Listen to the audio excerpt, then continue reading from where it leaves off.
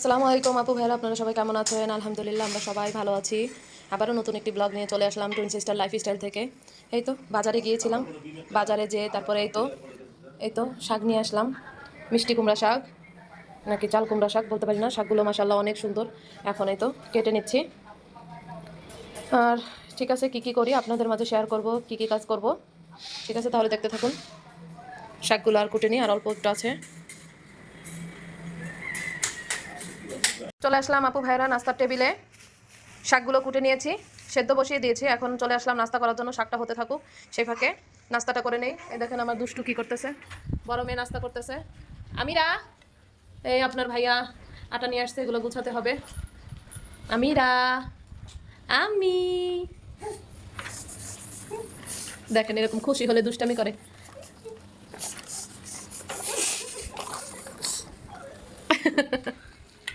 সেদ্ধ হয়ে গেছে, আমি ছাঁকনিতে ছেঁকে নিয়েছি পানিটা। আর হচ্ছে এই তো শাকটা বাগার দিব, সেই জন্য আমি পেঁয়াজ আর রসুন ভেজে নিচ্ছি।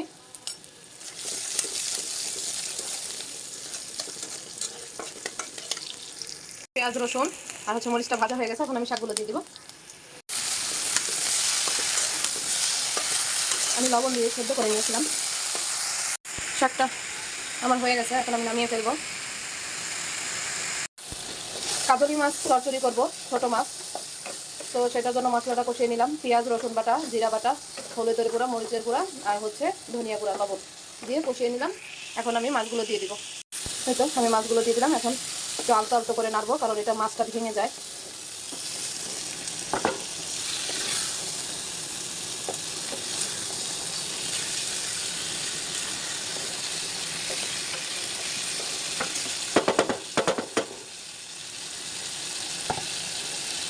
একটু সামান্য মশলার সাথে ভেজে নিব, কষিয়ে নিব, তারপরে পানি দিব। এই তো মাছটা কষিয়ে নিলাম, এখন আমি পরিমাণ মতো পানি দিয়ে দিব।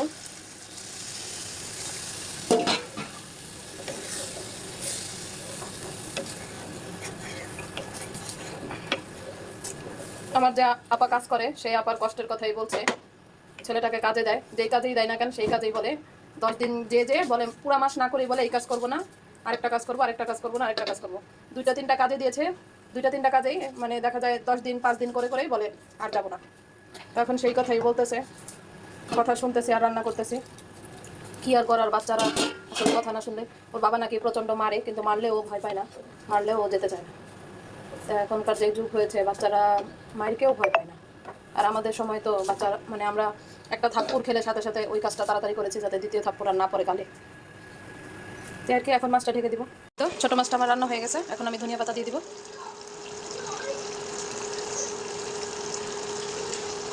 তো আমি এখন ছোটো মাছটা নামিয়ে নিলাম, উপরে ধনিয়া পাতা দিয়েছি।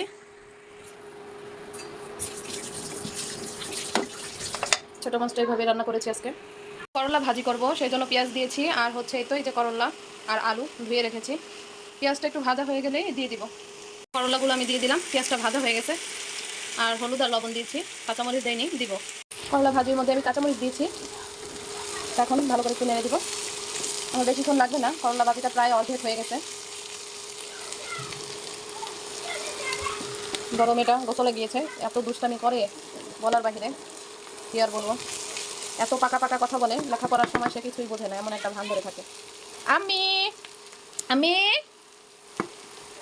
এই তো আপু ভাইরা, আমার করলা ভাজি করা শেষ। দেখুন, করলা ভাজি চুলাটা বন্ধ করে দিয়েছি। আপু ভাইরা, আমার রান্না শেষ। এখন এক ঝলক দেখাবো আমার রান্নাঘরের অবস্থা। এত সুন্দর দেখেছেন, কাটাকুটি করে, যেখানে মানে মেয়ে কান্না করে এক এক দিকে বটি রেখে এক এক দিকে দৌড় দেই। পেঁয়াজগুলো আপা কেটে দিয়েছে, আর এগুলো ফ্রিজে রাখবো। আর এই হলো অবস্থা রান্নাঘরের। রান্নাঘর দেখলে আমি নিজেই বেউস হয়ে যাচ্ছি। আমার মেয়ে বলছে, আম্মু এত নোংরা রান্নাঘর দেখিও না, দেখিও না, তাহলে আঙ্কেল আন্টিরা পচা বলবে। এই তো অবস্থা। এটা মনে করেন এখন আছে কিসের ঘর আপু? এখন আছে কিসের ঘর আমি বলতে পারি না, তুমি বলো। এখন আপাতত কি বলবো আমি ভুলে আমার মাথা ঘুরাচ্ছে, এত থালা বাসন কিভাবে হলো সেটাই তো বুঝলাম না। ঠিক আছে, তাহলে আমি পরিষ্কার করি, তারপরে দেখাচ্ছি। যত ধুবেন তত শরীরের জন্য উপকার, বুঝেছেন? হাতের ব্যায়াম হবে। হ্যাঁ, হাতের ব্যায়াম। চলে আসলাম, মেয়েকে গোসল করাবো। তো ছোট মেয়েকে গোসল করাবো। রান্নাঘরের থালা বাসন আমি ধুয়ে আসছি, এখন আপা রান্নাঘর পরিষ্কার করছে। এই তো এখন আমি গরম পানি এনেছি, মেয়ের বলে পানি নিয়েছি, এখন গোসল করাবো, তারপর আবার রান্নাঘর আপনাদেরকে দেখাবো পরিষ্কার হয়ে গেছে।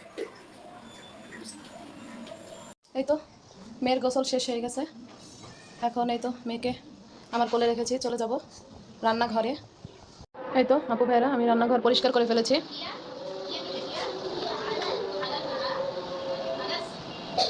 মেয়ের ফিডারটা ফুটাচ্ছি, ধুয়ে নিয়েছি। এই তো পরিষ্কার করে নিলাম সব কিছু, আমি সব কিছু ধুয়ে নিয়েছি, তারপরে আপা সব কিছু পরিষ্কার করে দিয়েছে। এই তো মেয়েকে পড়াচ্ছে, ম্যাডাম আসছে। চলে আসলাম ড্রয়িং রুমে। আমার বেডরুমে আবার মেয়ে ঘুমিয়ে আছে, ওকে নিচে ঘুম পাড়িয়েছি। আসলাম আপনাদের ভাইয়ার রুমে। এই তো কভারটা শুকিয়ে গেছে, কালকে কভারটা ধোয়া হয়েছিল, এখন এই যে এই কভারটাকে পরিয়ে নিচ্ছি। এই তো কভারটা পরানো হয়ে গেল, এখন আমরা দুই বোন মিলে বারান্দায় যাব, বারান্দায় যেয়ে আপনাদের থেকে বিদায় নিব। মনে আপা আসছিল, এসেই তো কাপড় চোপড় ধুয়ে দিল, কাপড়গুলো ধোয়া শেষ। এত রোদ, মাথা নষ্ট।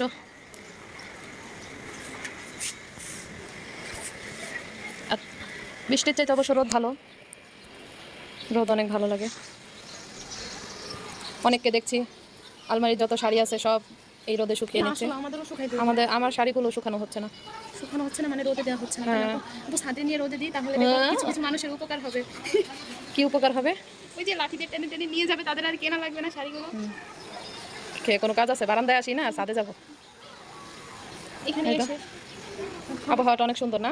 অনেক সুন্দর। অনেক ভালো লাগছে আবহাওয়াটা, তাই আর কি। আপু ভাইয়ারা দুপুরে রান্না বান্না কি করলাম আপনাদেরকে দেখালাম। হ্যাঁ দেখেন না, আমার আপু রোদ অনেক লাগায়, এই জন্য তাড়াতাড়ি ঘোপটা ঘামটি দিয়ে রোদটাকে করছে। ভিটামিন ডি নেওয়ার জন্য ঘোমটা দিয়েছি, দেখেছেন আপু ভাইয়ারা? এমন ঘোমটা দিয়েছি যাতে ভিটামিন ডিটা ডেকে থাকে। তাই তো আপনাদের যদি আমার ভিডিও একটু ভালো লেগে থাকে, আপু ভাইয়ারা দূরে এবং কাছে থেকে যারাই দেখছেন না কেন, যদি একটু ভালো লেগে থাকে তাহলে অবশ্যই লাইক, কমেন্ট, শেয়ার, সাবস্ক্রাইব করতে ভুলবেন না। আর প্লিজ আমাদেরকে একটু ভালোবাসা দিন, একটু ভালোবাসা দিলে একটু ভালো হয়।